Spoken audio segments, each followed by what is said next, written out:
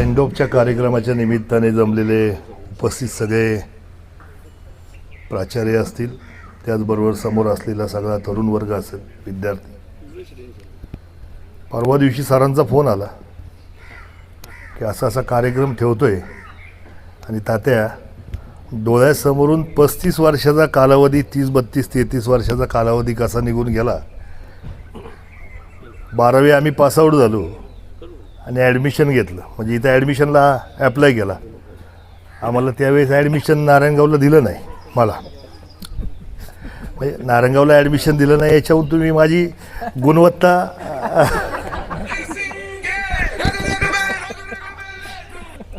Admission दिलं नाही तरी पण मंचर कॉलेजला ॲडमिशन घेतलं. मग त्याच वेळेस ही सगळी मंडळी नवीन जॉईन झाली. ते आपल्याकडं कॉलेज नवीन चालू झालं होतं आणि ही सगळी मंडळी कॉलेजला, मग त्यामध्ये कुलकर्णी सर असतील, टाकळकर सर असतील, भोसले सर असतील, कोल्हे सर असतील, खूप सारी सगळी मंडळी त्यावेळेस नवीन सगळी जॉईन झाली होती.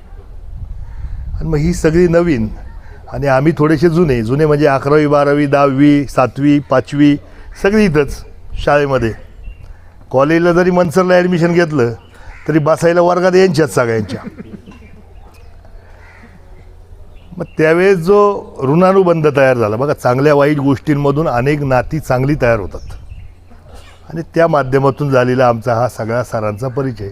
आज सर कितीही चांगले बोलत असले माझ्याविषयी तर ह्या सगळ्या सरांना चांगला पण माहिती आहे आणि बाकीच्या ज्या कॉलेजच्या माध्यमातून आम्ही केलेल्या सगळ्या गोष्टी ज्या आहेत त्या पण माहिती आहे. अर्थात कॉलेज आहे, कॉलेज जीवन आहे, जे तुम्ही जात आहे त्याच माध्यमातून आम्ही सगळी मंडळी गेलेलो आहोत. आणि म्हणूनच खरं तर समग्र याचा अनुभव आल्यानंतर ह्या पदापर्यंत, मग त्यामध्ये संतोषदादा असतील, विकास नाना असतील, ही सगळी मंडळी, तात्या असतील, आज हे समाज जीवनामध्ये काम करत असताना विविध अंगाने विविध लोकांची जेव्हा सगळे प्रश्न निर्माण होतात आणि त्या सोडवण्यासाठी जी भूमिका घ्यावी लागते, मला वाटतं त्याचं श्रेय आम्हाला या सगळ्या शिक्षकांनी आम्हाला ज्या पद्धतीने शिकवलं, त्याचबरोबर ह्या सगळ्या शाळेच्या ॲटमॉस्फिअरमध्ये आम्ही जे वाढलो, निश्चित स्वरूपात त्याला जातं. चांगला विद्यार्थी जरी म्हणजे चांगला म्हणजे कसा, सरांच्या बरोबर अभ्यास करणं, एकदम अत्यंत काटेकोरपणे शाळेमध्ये येऊन बसणं, यांच्या लेखी चांगला विद्यार्थी. आणि आपल्यामध्ये सगळे म्हणजे ते जरी गुण नसले तरी ग्राउंडच्या बाबतीत मात्र आम्ही प्रचंड ॲग्रेसिव्ह होतो. आणि मग मंचरला आम्हाला ॲडमिशन दिल्यानंतर अख्ख्या मंचरच्या कॉलेज हिस्ट्रीमध्ये चॅम्पियनशिप मंचरला पहिल्यांदा मिळाली स्पोर्ट्सची. आणि मग पुढच्या वर्षी आम्हाला ॲडमिशन नारायणगावला मिळालं. हे सगळं स्ट्रक्चर तयार करत असताना सरांबरोबर मग अनेक विविध अंगाने सरांबरोबरचं नातं वृद्धिंगत होत गेलं. शिवाजी चौकामध्ये सातत्याने सरांचा वावर असायचा.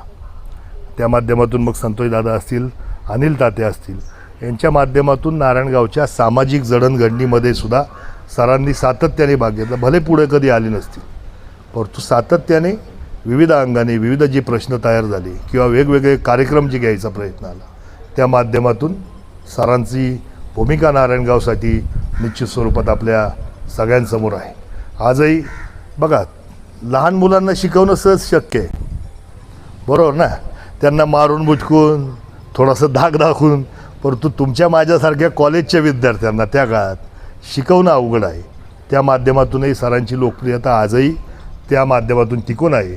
आणि अशा पद्धतीमध्ये काम करणं, बरोबर ना, कारण सगळंच काय आपण ऐकत नसतोय सरांचं कॉलेजला आल्यावर.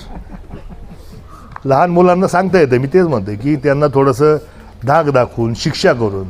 परंतु कॉलेजच्या विद्यार्थ्यांचं मात्र त्यांची मानसिकता जाणूनच त्यांच्याबरोबर संवाद साधावा लागतो आहे.